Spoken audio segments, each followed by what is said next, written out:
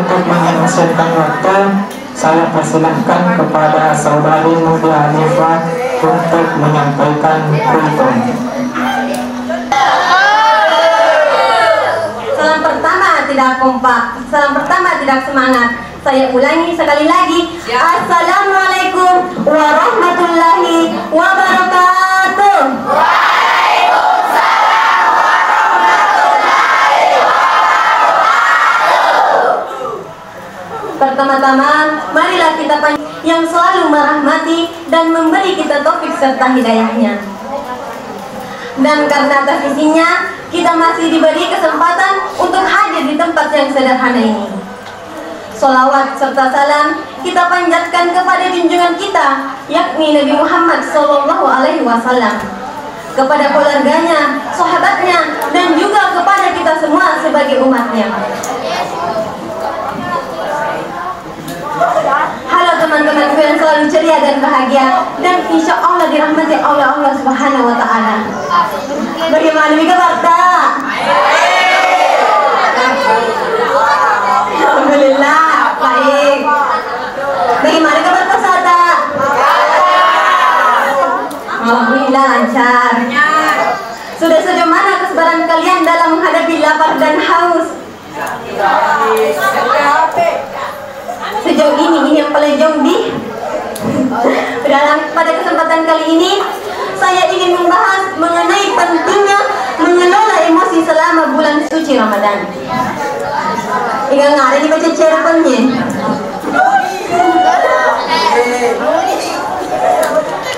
Hadirin rahimakumullah. Kita diharapkan mampu menghindari situasi-situasi yang memicu emosi. Jika tidak bisa dihindari, maka kita harus memiliki kemampuan, yakni kemampuan untuk mengendalikan diri. Jika tidak bisa menghindari situasi yang memicu emosi, maka kita harus apa? Harus memiliki kemampuan mengendalikan diri. Hadirin rahimakumullah. Salah satu cara untuk mengelola emosi adalah dengan berzikir dan berdoa kepada Allah Subhanahu Wa Taala. Dengan berzikir, kita dapat meredakan emosi dan mengarahkan pikiran kepada Allah Subhanahu Wa Taala. Dengan berdoa, kita memohon perlindungan dan petunjuk dari Allah Subhanahu Wa Taala ketika menghadapi situasi yang sulit. Selain itu, kita juga dapat meningkatkan kemampuan mengelola emosi dengan berlatih sabar dan toleransi. Kita dapat mengasah kemampuan ini dengan melatih diri untuk merespon situasi dengan pikiran yang tenang dan bijaksana. Dengan mengelola emosi dengan baik selama puasa, kita akan merasa lebih tenang dan damai dalam menjalani ibadah.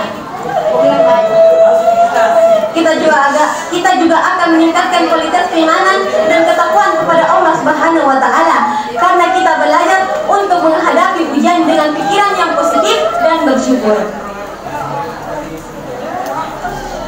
Hadirin rahimakumullah. Nah, itulah sedikit pembahasan mengenai pentingnya mengelola emosi selama bulan suci Ramadan. Marilah Bapak Ibu guru dan juga teman-temanku sekalian, kita berusaha untuk menghadapi situasi dengan pikiran yang tenang dan bijaksana,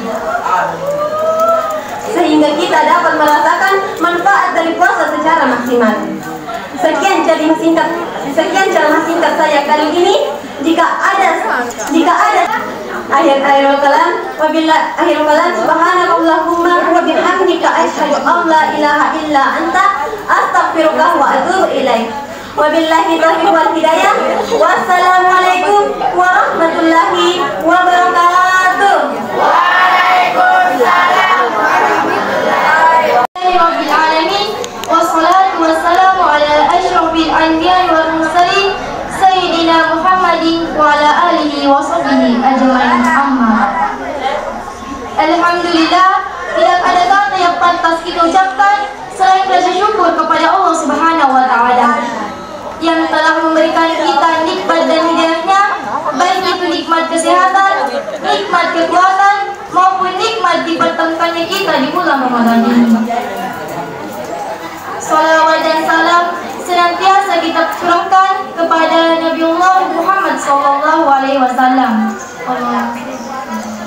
Nabi yang membawa kita dari alam kegelapan hingga alam yang terang benderang seperti saat ini. Kaum muslimin dan muslimat yang insyaallah dirahmati Allah Subhanahu wa taala. Dengan waktu yang penuh berkah ini, izinkan saya menyampaikan suatu ceramah singkat yang berjudul Orang yang Merugi di dalam bulan Ramadan. Suatu hal yang dapat kita syukuri adalah kita semua dapat bertemu di bulan Ramadan ini. Bulan yang penuh dengan berkah, bulan yang penuh dengan kemuliaan. Bulan dengan doa-doa kita dikabulkan oleh Allah Subhanahu wa taala.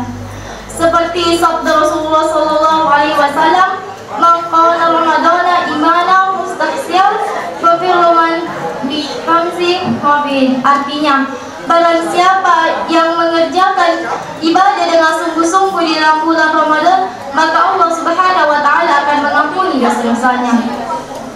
Masya Allah, begitu banyak kemuliaan dan kenikmatan yang kita dapat di dalam bulan Ramadan. Namun, dengan banyaknya kemuliaan dan kenikmatan, ada segelintir manusia yang akan merugi di dalam bulan Ramadan. Tentu kita semua bertanya-tanya, siapakah orang yang akan merugi di dalam bulan Ramadan? Dan kita semua tidak ingin menjadi orang tersebut. Yang pertama, orang yang tidak dapat menahan hawa nafsu sendiri. Ketika bulan Ramadan, kita semua mengetahui bahwa pintu surga terbuka lebar dan pintu neraka tertutup rapat. Namun, musuh terbesar kita di dalam bulan Ramadan adalah hawa nafsu kita sendiri. Inti dari puasa pun menahan segala sesuatu yang dapat membatalkan puasa. Namun, tidak hanya menahan lapar dan haus, melainkan menahan mulut kita untuk berbicara kotor, menahan mata dan telinga kita untuk berbuat dan mendengarkan hal-hal yang tidak disukai oleh Allah Subhanahu wa taala, menahan tangan dan kaki kita untuk berbuat maksiat. Itulah tugas seseorang dalam menahan hawa nafsunya sendiri. Kaum muslimin dan muslimat yang insyaallah dirahmati oleh Allah Subhanahu wa taala. Yang kedua, orang yang lalai terhadap waktu. Ketika bulan Ramadan, kita mengetahui bahwa kegiatan kita semakin berkurang. Namun, banyak orang yang lalai terhadap waktunya. Banyak orang yang memanfaatkan waktunya hanya untuk berleha-leha. Banyak orang yang memanfaatkan waktunya hanya untuk tidur. Bahkan di sore hari, memanfaatkan waktunya untuk ngabuburit. Kaum muslimin dan muslimat yang insyaallah dirahmati Allah Subhanahu wa taala. Kita harus tahu bahwa bulan Ramadan akan meninggalkan kita. Belum tentu tahun depan kita dapat merasakan dan menikmati yang namanya bulan Ramadan. Jadi, memperbanyak ibadah, memperbanyak hafalan Al-Quran, dan memperbanyak amal soleh yang disukai oleh Allah Subhanahu wa taala. Kaum muslimin dan muslimat yang insyaallah dirahmati oleh Allah Subhanahu wa taala. Manfaatkanlah bulan Ramadan sebaik mungkin, karena Allah Subhanahu wa taala akan melipat gandakan pahala kepada kita dengan kita melakukan ibadah kepadanya. Kata demi kata sudah saya sampaikan, kalimat demi kalimat sudah saya curahkan.